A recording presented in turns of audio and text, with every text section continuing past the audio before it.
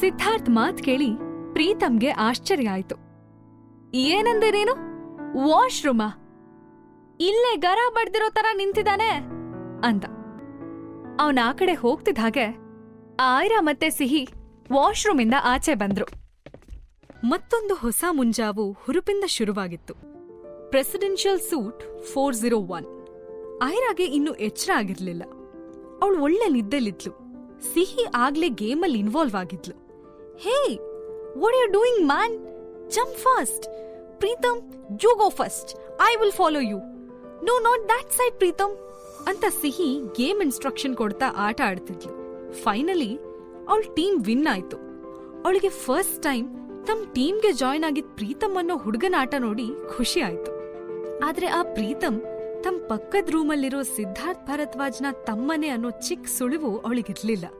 ಇತ್ತ ಪ್ರೀತಮ್ಗೆ ತನ್ನ ಗೇಮಲ್ಲಿ ಯಾವ ಸ್ವೀಟ್ ಪ್ರಿನ್ಸೆಸ್ ದೊಡ್ಡ ಫ್ಯಾನ್ ಆಗಿದ್ನೋ ಆ ಸ್ವೀಟ್ ಪ್ರಿನ್ಸೆಸ್ ತನ್ನ ಪಕ್ಕದ ಫ್ಲಾಟ್ ಅಲ್ಲೇ ಇರೋ ಸಿಹಿ ಅನ್ನೋ ಕಲ್ಪನೆ ಕೂಡ ಇರ್ಲಿಲ್ಲ. ಅವನು 1 ಇಯರ್ ಇಂದ ಸ್ವೀಟ್ ಪ್ರಿನ್ಸೆಸ್ ಟೀಮ್ನ ಜಾಯ್ನ್ ಆಗ್ಬೇಕು ಅಂತ ಕನ್ಸ್ ಕಂಡಿದ್ದ. ಫೈನಲಿ ಅವಳ ಜೊತೆ ಸೇರ್ಕೊಂಡಿದ್ದು ಸಖತ್ ಖುಷಿ ಆಗಿತ್ತು. ಪ್ರೀತಮ್ ಒಳ್ಳೆ ಮೂಡಲ್ಲಿದ್ದ. ಅವನು ಸ್ವೀಟ್ ಪ್ರಿನ್ಸೆಸ್ ಪರ್ಸನಲ್ ಇಮೇಲ್ ಐಡಿಗೆ ಮೆಸೇಜ್ ಮಾಡ್ದ. Hi, I am a big fan of you. Where are you staying ಅಂತ ಟೈಪ್ ಮಾಡ್ದ. ಓ, ನೀವ್ ನನ್ ಫ್ಯಾನಾ? Nice to meet you. I am in Bangalore ಅಂತ ಅವಳು ಆ ಕಡೆಯಿಂದ ರಿಪ್ಲೈ ಮಾಡಿದ್ಲು. ಬೆಂಗಳೂರಾ? ನಾನು ನೀವೆಲ್ಲೋ ಬೇರೆ ದೇಶದಲ್ಲಿರೋರು ಅನ್ಕೊಂಡಿದ್ದೆ. ನಾನ್ ಕೂಡ ಬೆಂಗಳೂರಲ್ಲೇ ಇರೋದು ಅಂತ ಎಕ್ಸೈಟ್ ಆಗಿ ಹೇಳ್ದ ಪ್ರೀತಮ್. ವಾವ್, ಸೂಪರ್ ಅಂತ ಸಿಹಿ ಪ್ರೀತಮ್ಗೆ ಮೆಸೇಜ್ ಮಾಡಿದ್ಲು. ಓ ಎಸ್, ನಾನಂತೂ ನಿಮ್ ಬಿಗ್ ಫ್ಯಾನ್. ನಿಮ್ನ ನೋಡ್ಲೇಬೇಕು. ಹೌದು, ನೀವೆಲ್ಲಿರೋದು ಬೆಂಗಳೂರಲ್ಲಿ ಅಂತ ಪ್ರೀತಮ್ ಕೇಳ್ದ. ಕೂಡ್ಲೇ ಪುಟ್ಟ ಸಿಹಿ ಮೆಸೇಜ್ ಮಾಡಿದ್ಲು. ನಾನು ಇಂಟರ್ನ್ಯಾಷನಲ್ ಹೋಟೆಲ್ ರಿಗ್ಯಾಲ್ನಲ್ಲಿರೋದು. ಇದ್ನ ಕೇಳಿ ಪ್ರೀತಮ್ಗೆ ಶಾಕ್ ಆಯ್ತು. ತಮ್ದೇ ಹೋಟೆಲ್ನಲ್ಲಿ ತನ್ನ ಫೇವ್ರೆಟ್ ಗೇಮರ್ ಇದ್ದಾಳೆ ಅನ್ನೋದು ಅವನಿಗೆ ನಂಬಕ್ಕೆ ಆಗ್ಲಿಲ್ಲ. ಇದು ನಮ್ದೇ ಹೋಟೆಲ್, ಇನ್ಯಾಕ್ ತಡ, ಈಗ್ಲೇ ಮೀಟ್ ಮಾಡೋಣ್ವಾ ಅಂತ ಕೇಳ್ದ ಪ್ರೀತಮ್. ಸಿಹಿ ರಿಪ್ಲೈ ಮಾಡ್ಬೇಕು ಅನ್ನೋವಷ್ಟ್ರಲ್ಲೇ ಅವಳ ಫ್ಲಾಟ್ ಅಲ್ಲಿದ್ ಲ್ಯಾಂಡ್ಲೈನ್ ನಂಬರ್ ರಿಂಗ್ ಆಗೋದಕ್ ಶುರುವಾಯ್ತು. ಅದ್ನ ಕೇಳಿ ಆಯ್ರಾಗೆ ಎಚ್ಚರ ಆಯ್ತು. ಸಿಹಿ ಕೂಡ್ಲೇ ಫೋನ್ ಪಿಕ್ ಮಾಡಿ ಮಾತಾಡಿದ್ಲು.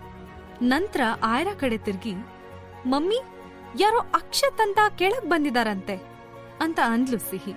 ಇದ್ನ ಕೇಳಿ ಆಯ್ರಾ ಮುಖದ ಮೇಲೆ ಸ್ಮೈಲ್ ಮೂಡ್ತು. ಆಯ್ರಾ ರೆಡಿಯಾಗಿ ಕೆಳಗ್ ಬರುವಷ್ಟ್ರಲ್ಲಿ ಆಗ್ಲೇ 1 ಅವರ್ ಮೇಲಾಗಿತ್ತು. ಅರೆ, ನೀವ್ ಏರ್ಪೋರ್ಟ್ ಅಲ್ಲಿ ಸಿಕ್ಕಿದವ್ರಲ್ವಾ ಅಂತ ಅಕ್ಷತ್ನ ಕೇಳಿದ್ಲು. ಅಕ್ಷತ್ ಕೂಡ ಆಕ್ಟ್ ಮಾಡೋದಕ್ ಶುರು ಮಾಡ್ದ. ಅಯ್ಯೋ, ನೀವ್ ಇಲ್ಲೇನ್ ಮಾಡ್ತಿದ್ದೀರಾ? ನಾನು ಅದೇ ಆಯ್ರಾ ಶರ್ಮಾನ ಹುಡುಕ್ತಾ ಇಲ್ಲಿಗ್ ಬಂದಿದ್ದೆ. ಅದೇ ಆ ಡುಮ್ಮಿ ಬರ್ತಾಳೆ ಅಂತ ಹೇಳಿದ್ನಲ್ಲ, ಅವಳು ಇದೇ ಹೋಟೆಲಲ್ಲಿ ಇದ್ದಾಳೆ ಅಂತ ಇಲ್ಲಿಗ್ ಬಂದೆ. ಛೇ, ನಿಮ್ದು ಅವಳ್ದು ಒಂದೇ ಹೆಸರು ಇರೋದ್ರಿಂದ ಎಷ್ಟು ಕನ್ಫ್ಯೂಷನ್ ಆಯ್ತು ನೋಡಿ. By the way, I am Akshat ಅಂತ ತನ್ನ ಕೈನ ಮುಂದೆ ಚಾಚ್ದ. ಇತ್ತ ಲಿಫ್ಟ್ ಏರಿದ ಆಯ್ರಾ ಮುಖ ಸಡನ್ ಆಗಿ ಸೀರಿಯಸ್ ಆಯ್ತು. ಅವಳು ಏನೋ ಯೋಚಿಸಿ ತನ್ನ ಪಾಕೆಟ್ ಇಂದ ಫೋನ್ ಆಚೆ ತೆಗೆದು ಯಾರಿಗೋ ಮೆಸೇಜ್ ಮಾಡೋದಕ್ ಶುರು ಮಾಡಿದ್ಲು. ಇವತ್ತು ಸಂಜೆ ರಿಗಾಲ್ ಹೋಟೆಲ್ಗೆ 8 ಗಂಟೆಗೆ ಬಾ ಅಂತ ಆಯ್ರಾ ಆ ನಂಬರ್ಗೆ ಮೆಸೇಜ್ ಮಾಡಿದ್ಲು. ರಾತ್ರಿ ಆಗ್ಲೇ 7:15 ಆಗಿತ್ತು. ಅಕ್ಷತ್ ಆಯ್ರಾಗೋಸ್ಕರ ಕಾಯ್ತಾ ಇದ್ದ. ಇಡೀ ಹಾಲ್ನೇ ಬುಕ್ ಮಾಡ್ತೀನಿ ಅಂತ ಅವನು ಹೇಳಿದ್ನಾದ್ರೂ ಆವತ್ತು ಹೋಟೆಲ್ನವರು ಅದಕ್ ಪರ್ಮಿಷನ್ ಕೊಟ್ಟಿರ್ಲಿಲ್ಲ. ಅದಕ್ಕೆ ತುಂಬಾ ಲಕ್ಸುರಿಯಸ್ ಸ್ವೀಟ್ನ ಬುಕ್ ಮಾಡಿದ್ದ. ತುಂಬಾ ಜನ ಆಲ್ರೆಡಿ ಪಾರ್ಟಿಲಿದ್ರು. ಅವರೆಲ್ಲ ಸಖತ್ ಚೆನ್ನಾಗಿ ಡ್ರೆಸ್ ಮಾಡ್ಕೊಂಡಿದ್ರು. ವೆಸ್ಟರ್ನ್ ಮ್ಯೂಸಿಕ್ ಲೈಟ್ ಆಗಿ ಪ್ಲೇ ಆಗ್ತಿತ್ತು. ಅದೇ ಟೈಮ್ಗೆ ಹಾಲ್ ಡೋರ್ ಓಪನ್ ಆಯ್ತು. ರೆಡ್ ಕಲರ್ ಸ್ಕರ್ಟ್, ಅದಕ್ ಮ್ಯಾಚ್ ಆಗೋ ರೆಡ್ ಲಿಪ್ಸ್ಟಿಕ್ ಹಾಕಿದ ಆಯ್ರಾ ಅಲ್ಲಿಗ್ ಬರ್ತಿದಂಗೆ ಅವಳು ಸೆಂಟರ್ ಆಫ್ ಅಟ್ರಾಕ್ಷನ್ ಆದ್ಲು. ಅಷ್ಟೊಂದ್ ಜನ ಹುಡುಗಿಯರಲ್ಲಿದ್ರೂನು ಆಯ್ರಾ ಸಿಂಪಲ್ ಬ್ಯೂಟಿ ಯುನೀಕ್ ಆಗಿ ಕಾಣಿಸ್ತಿತ್ತು. ಹುಡುಗರು ಕಣ್ಣು ಆಯ್ರಾ ಮೇಲ್ ಬಿದ್ದಿದ್ರಿಂದ ಉಳಿದೆಲ್ಲ ಹುಡುಗಿರ್ಗೂ ಅವಳ ಮೇಲೆ ಜಲಸ್ ಆಯ್ತು. ಬಟ್ ಆಯ್ರಾ ಕೇರ್ ಮಾಡದೆ ಸೈಲೆಂಟ್ ಆಗಿ ಒಂದ್ ಮೂಲೆ ಸೀಟ್ ಹುಡ್ಕೊಂಡು ಕೂತಿದ್ ಅಕ್ಷತ್ ಕಡೆ ಬಂದ್ಲು. ಹಲೋ ಅಂತ ಸ್ಮೈಲ್ ಮಾಡ್ತಾ ಅವನ್ ಎದ್ರು ಕೂತ್ಲು. ಸ್ವಲ್ಪ ಟೈಮಲ್ಲೇ ವೇಟರ್ ಬರ್ತಿದಂಗೆ ಅಕ್ಷತ್ ಅಂತೂ ಆಯ್ರಾನ ಇಂಪ್ರೆಸ್ ಮಾಡೋದಕ್ಕೆ ಆ restaurant costliest champagne food order ಮಾಡ್ದ. ತಾನು ಕಾಕ್ಟೇಲ್ ಕುಡಿಯೋದಕ್ ಸ್ಟಾರ್ಟ್ ಮಾಡ್ದ. ಅದ್ ಯಾಕೋ ಅವನಿಗೆ ಸ್ವಲ್ಪ ಟೈಮಲ್ಲೇ ನಶೆ ಇರೋದಕ್ ಶುರುವಾಯ್ತು. ಯು ಸೋ ಗಾರ್ಜಿಯಸ್ ಅಂತ ಅವಳನ್ನೇ ನೋಡ್ತಾ ಅಂದ ಅಕ್ಷತ್. ಆಯ್ರಾ ತಲೆಯಲ್ಲಿ ಬೇರೆ ಏನೋ ಯೋಚನೆ ಓಡ್ತಾ ಇತ್ತು. ಆದ್ರೂ ಅವಳು ಶಾಂಪೇನ್ ಸಿಪ್ ಮಾಡ್ತಾ, ಅಕ್ಷತ್, ಯು ಸೋ ಹ್ಯಾಂಡ್ಸಮ್, ದೊಡ್ಡ ಬಿಸ್ನೆಸ್ ಮ್ಯಾನ್. ಆದ್ರೂ ನೀನ್ಯಾಕೆ ಇನ್ನು ಮದ್ವೆ ಆಗಿಲ್ಲ? ಆ ಆಯ್ರಾ ಶರ್ಮಾ ಜೊತೆ ಎಂಗೇಜ್ಮೆಂಟ್ ಬ್ರೇಕ್ ಆಯ್ತಲ್ಲ, ನೆಕ್ಸ್ಟ್ ಏನ್ ಪ್ಲಾನ್ಸ್ ನಿಂದು? ಬೇರೆ ಯಾರಾದ್ರೂ ಹುಡುಗಿ ಇದ್ದಾಳಾ ಅಂತ ಕೇಳ್ದ. ಇದ್ನ ಕೇಳಿ ಅಕ್ಷತ್ಗೆ ಆಶ್ಚರ್ಯ ಆಯ್ತು. ನನ್ ಬಗ್ಗೆ ಇಷ್ಟು ಡೀಟೇಲ್ ಆಗಿ ಹೇಗ್ ಗೊತ್ತು ಅಂತ ಅವನು ಕನ್ಫ್ಯೂಷನ್ ಅಲ್ಲಿ ಅವಳನ್ನೇ ನೋಡ್ದ. ಬೆಂಗಳೂರಲ್ಲಿ ನಂಗೆ ತುಂಬಾ ಜನ ಎಲೀಟ್ ಫ್ರೆಂಡ್ಸ್ ಇದ್ದಾರೆ. ನಾನು ನಿನ್ ಬಗ್ಗೆ ಬೆಳಗ್ಗೆಯಿಂದ ರಿಸರ್ಚ್ ಮಾಡಿದೀನಿ ಅಂದ್ಲು. ಅಕ್ಷತ್ಗೆ ಇದ್ನ ಕೇಳಿ ಖುಷಿ ಆಯ್ತು. ಈ ಹುಡ್ಗಿ ತನ್ ಬಗ್ಗೆ ನಿಜವಾಗ್ಲೂ ಇಂಟ್ರೆಸ್ಟೆಡ್ ಇದ್ದಾಳೆ ಅಂತ ಅನ್ಸಿ ಅವನು ಉಬ್ಬೋದ. ಆ ಪಾರ್ಟಿ ಹಾಲಲ್ಲಿ ಲೈಟ್ಸ್ ಡಿಮ್ ಆಗ್ತಾ ಹೋದ್ವು. ಬ್ಯಾಕ್ಗ್ರೌಂಡ್ ಮ್ಯೂಸಿಕ್ ಜೋರಾಗ್ತಾ ಹೋಗಿತ್ತು. ಅಕ್ಷತ್ ಫುಲ್ ನಶೆಲಿದ್ದ. ನನಗ್ ಯಾರೂ ಗರ್ಲ್ ಫ್ರೆಂಡ್ಸ್ ಇಲ್ಲ, ಬಟ್ ಹೂ ನೋಸ್, ನೀನೇ ನನ್ ಗರ್ಲ್ ಚಾರ್ಮಿಂಗ್ ಆಗ್ಬೋದಲ್ವಾ?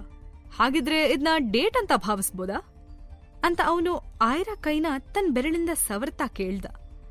ಆಯ್ರಾ ಸ್ಮೈಲ್ ಮಾಡ್ತಾ, ವೈ ನಾಟ್? ಆದ್ರೆ ಫಸ್ಟ್ ನಂಗೆ ನಿನ್ ಬಗ್ಗೆ ಎಲ್ಲ ತಿಳ್ಕೋಬೇಕು. ನಿಜ ಹೇಳು, ನೀನ್ಯಾಕಿಷ್ಟು ವರ್ಷ ಆದ್ರೂ ಆ ಡುಮ್ಮಿ ಆಯ್ರಾಗೋಸ್ಕರ ವೇಟ್ ಮಾಡ್ತಿದ್ಯಾ? ನಂಗ್ ಸುಳ್ಳು ಹೇಳೋರ್ ಕಂಡ್ರೆ ಆಗಲ್ಲ. ನಿಜ ಹೇಳಿದ್ರೆ ಇದು ಡೇಟ್ ಹೌದೋ ಅಲ್ವೋ ಅಂತ ನಾನ್ ಡಿಸೈಡ್ ಮಾಡ್ತೀನಿ. ಇದ್ನ ಕೇಳಿ ಅಕ್ಷತ್ ಎದೆ ಉನ್ಮಾದದಿಂದ ಬೀಟ್ ಮಾಡಕ್ ಶುರು ಮಾಡ್ತು. ಫಸ್ಟೇ ನಶೆಲಿದ್ದ ಅವನಿಗೆ ಇನ್ನಷ್ಟು ತಲೆಗೇರ್ತು. ಹೇಗಾದ್ರೂ ಮಾಡಿ ಈ ಆಯ್ರಾನ ತನ್ನೊಳಗ್ ಮಾಡ್ಕೋಬೇಕು ಅಂತ ಅನ್ಸಿ ಅವನ್ ಹೇಳ್ದ, it's just a business deal. ಆ ಪೆದ್ದಿ ಆಯ್ರಾ ನಾನು ಅವಳನ್ನ ಇಷ್ಟಪಟ್ಟು ಮದುವೆ ಆಗೋಕ್ ಒಪ್ಕೊಂಡಿದೀನಿ ಅಂದ್ಕೊಂಡಿದ್ಲು. ಆದ್ರೆ ನನಗ್ ಬೇಕಾಗಿದ್ದು ಅವಳಲ್ಲ, ಅವಳ ಹೆಸರಲ್ಲಿರೋ ಫಿಸಿಯೋಸ್ ಫಾರ್ಮಾ ಕಂಪನಿ. ಅದು ನಂಗ್ ಸಿಕ್ತು ಅಂದ್ರೆ ಕೇವಲ 5 ವರ್ಷದಲ್ಲೇ ಇಂಡಿಯಾಸ್ ರಿಚೆಸ್ಟ್ ಫ್ಯಾಮಿಲೀಸ್ನಲ್ಲಿ ನಮ್ ಫ್ಯಾಮಿಲಿನೂ ಒಂದಾಗತ್ತೆ ಅಂದ. ನಂತರ ಮಾತ್ ಮುಂದುವರಿಸ್ತಾ, ಇದೆಲ್ಲ ಕೇಳಿ ನಾನ್ ತುಂಬಾ ಕೆಟ್ಟವನು ಅಂತ ಅನಿಸ್ತಿರ್ಬೇಕಲ್ವಾ ನಿನ್ಗೆ ಅಂತ ಡೌಟಲ್ ಕೇಳ್ದ. ಆಯ್ರಾ ಹೆದ್ರಿ ಎದ್ ಹೋಗ್ಬೋದು ಅನ್ನೋ ಡೌಟ್ ಅವನಿಗಿತ್ತು. ಆದ್ರೆ ಆಯ್ರಾ ಮಾತ್ರ ಮಾದಕವಾಗಿ ಅವನ್ನೇ ನೋಡ್ತಾ, I like bad boys. Business deals ಅಲ್ಲಿ ಇಂಥ ಟ್ರಿಕ್ಸ್ ಯೂಸ್ ಮಾಡಿಲ್ಲ ಅಂದ್ರೆ ಬೆಳೆಯೋದಕ್ಕಾಗಲ್ಲ ಅಂತ ಕಣ್ಮಿಟಕ್ಸಿದ್ಲು. ನಂತರ ಅವಳು ತನ್ನ ಫೋನ್ ತೆಗೆದು ಯಾರಿಗೋ ಮೆಸೇಜ್ ಮಾಡಿ ನಂತರ ಅಕ್ಷತ್ ನೋಡಿ ಸ್ಮೈಲ್ ಮಾಡಿದ್ಲು. ಅಕ್ಷತ್ಗಂತೂ ಸ್ವರ್ಗಾನೇ ಭೂಮಿಗಿಳಿದ್ ಬಂದಂಗ ಅನಿಸ್ತು. ಅವನು ಅವಳನ್ನೇ ನೋಡ್ತಾ ಇನ್ನೊಂದ್ ಪೆಗ್ ಕುಡ್ದ. ಇತ್ತ ತನ್ನ ಆಫೀಸ್ ರೂಮಲ್ಲಿ ಸಿದ್ಧಾರ್ಥ್ ಭರದ್ವಾಜ್ ಲ್ಯಾಪ್ಟಾಪ್ ಅಲ್ಲಿ ಏನೋ ಚೆಕ್ ಮಾಡ್ತಾ ಕೂತಿದ್ದ. ಅವನಿಗೊಂದ್ ಕಾಲ್ ಬಂತು. ಡಾಕ್ಟರ್ ಸಂಯುಕ್ತಾನ ಟ್ರೇಸ್ ಮಾಡಕ್ಕೆ ಅಂತ ಅವನು ತನ್ನ ಫ್ರೆಂಡ್ ಸಹಾಯ ತಗೊಂಡಿದ್ದ. ಹಲೋ ಅಂತ ಸೀರಿಯಸ್ ಆ ಟೋನಲ್ಲಿ ಹೇಳ್ದ ಸಿದ್ಧಾರ್ಥ್. ಸಿದ್ಧಾರ್ಥ್, ನಿಂಗೊಂದು ಶಾಕಿಂಗ್ ನ್ಯೂಸ್. ಆ ಡಾಕ್ಟರ್ ಸಂಯುಕ್ತ ಬೇರೆ ಎಲ್ಲೂ ಇಲ್ಲ, ಅವರು ನಿಮ್ ಹೋಟೆಲ್ಲಲ್ಲೇ ಇರೋದು. ಅವ್ರ ಫೋನ್ ಟ್ರೇಸ್ ಆಗ್ತಿದೆ. She is very near to you, check fast ಅಂತ ಆ ಕಡೆಯಿಂದ ಅವ್ನ್ ಫ್ರೆಂಡ್ ಹೇಳ್ದ. ಕಾಲ್ ಕಟ್ ಮಾಡಿ ಸಿದ್ಧಾರ್ಥ್ ಶಾಕ್ ಅಲ್ಲಿ ಸೆಕ್ರೆಟರಿ ಕಡೆ ನೋಡಿ ಹೇಳ್ದ, ಡಾಕ್ಟರ್ ಸಂಯುಕ್ತ ನಮ್ ಹೋಟೆಲ್ ಒಳಗೆ ಇದಾರಂತೆ. ಏನಾಗ್ತಿದೆ ಇಲ್ಲಿ? ಅವ್ರ್ಯಾಕೆ ಇಲ್ಲಿಗೆ ಬಂದಿದ್ದಾರೆ? ಇಲ್ಲಿ ಏನೋ ನಡೀತಾ ಇದೆ. ಫಸ್ಟ್ ಆ ಸಂಯುಕ್ತ ಶರ್ಮಾ ಫೈಂಡ್ ಔಟ್ ಮಾಡಬೇಕು ಅಂತ ಎದ್ ನಿಂತ.